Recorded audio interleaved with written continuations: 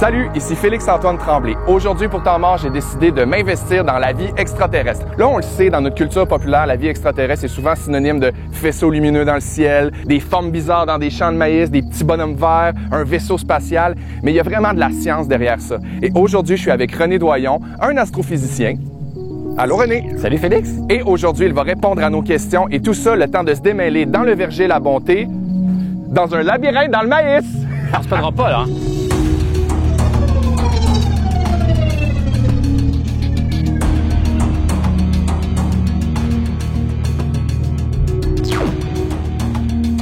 René, à ce jour, qu'est-ce qu'on sait, ou en fait, qu'est-ce que la science sait à propos de la vie extraterrestre?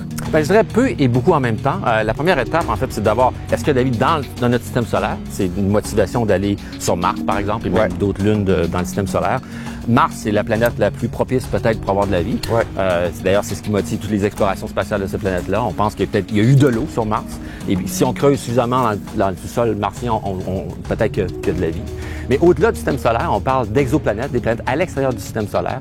On sait qu'il y a plus de 300 milliards d'étoiles dans notre galaxie et qu'au moins le quart de ces étoiles-là aurait une planète dans la zone habitable. Donc la zone qui est ni trop proche, ni trop loin de l'étoile, où on pourrait espérer trouver de l'eau liquide à la surface. Et l'eau, c'est un élément absolument fondamental pour le développement de la vie, au moins sur Terre. Mais qu'est-ce qu'on cherche exactement? Bien, ça, c'est un champ de recherche extrêmement important, la recherche de vie intelligente, OK? Donc, on cherche des signaux radio. E.T., phone home. Exactement. Mais ça, c'est plus difficile. Donc, on cherche plutôt à trouver une vie qui est plus modeste, qui est là depuis des milliards d'années.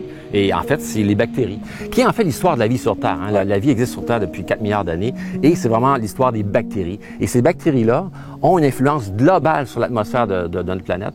Et c'est ça la stratégie. À terme, à distance, avec des télescopes, des instruments très spécialisés, de détecter l'atmosphère de ces planètes-là pour détecter de la vie.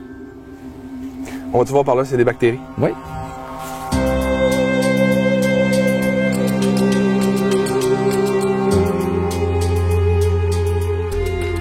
Puis comment on fait exactement pour les trouver? C'est quoi les techniques? Bien, si on cherche de la vie intelligente, des extraterrestres, on va chercher des signaux radio. Donc, on va écouter le ciel, attendre un signal qui est vraiment pas d'origine naturelle, là, qui serait par exemple un plan pour faire un vaisseau spatial. Mais ça, c'est très peu probable. Donc, il est beaucoup plus probable qu'on trouve de la vie à l'échelle bactérienne, une vie qui a une influence sur l'atmosphère de l'exoplanète. Par exemple, le maïs ici, il produit surtout de l'oxygène. Le méthane, des pètes de vache. Et ces gaz-là ne sont pas à l'état naturel dans notre atmosphère. C'est un signe de vie. Donc, ce qu'on se propose de faire à distance avec des grands télescopes, c'est non seulement de détecter leur atmosphère, mais aussi de déterminer leur composition chimique. Y a-t-il de l'oxygène, y a-t-il du méthane? Et ça sera un signe de vie extraterrestre. René, si tu m'avais dit en me levant ce matin qu'on pouvait trouver des extraterrestres grâce à de l'oxygène et des pètes de vache, je t'aurais pas cru. Pourtant. Là, par où on va? On va-tu par là voir? Je pense qu'il y a des Il me semble que ça a l'air clair.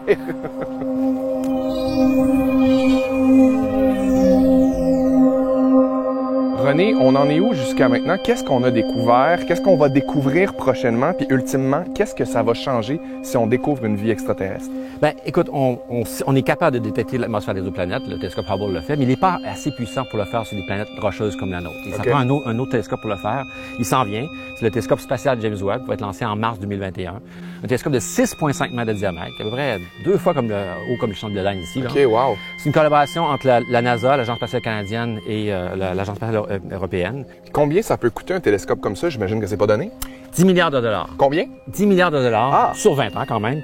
C'est probablement la machine la plus complexe en cours de construction par l'humanité présentement. Wow. Et on l'envoie à 1,5 million de kilomètres de la Terre. Et le Canada contribue un des 4 instruments, devine quoi, qui a été optimisé pour détecter l'atmosphère des exoplanètes. Donc c'est ce qu'on va faire en 2022, les Québécois. Là, on va observer des systèmes potentiellement habités et on cherche de l'eau, on cherche des biosignatures de la présence de vie dans ces planètes-là. Wow. Alors, qu'est-ce que ça va changer? Ben écoute, je te dirais que ça sera pas moins important que le premier pas sur la Lune, n'est-ce pas? Ouais. Mais je te dirais que, en fait, ce qu'il faut comprendre, c'est qu'on cherche pas de la vie ailleurs pour aller là-bas. Elles sont trop loin, ces exoplanètes-là. On peut pas aller là-bas. Notre seule option, c'est de vivre ici. Donc, chercher de la vie ailleurs, c'est, dans le fond, se mettre en meilleure perspective, de mieux comprendre le monde dans lequel on vit et se rendre compte qu'il est vraiment unique. On le sait qu'il est unique et il faut surtout en prendre très, très soin. Ça me fait vraiment du bien, René, d'entendre ça, mais ça me fait pas autant du bien que d'avoir réussi à trouver la sortie! Libéré! Perdu!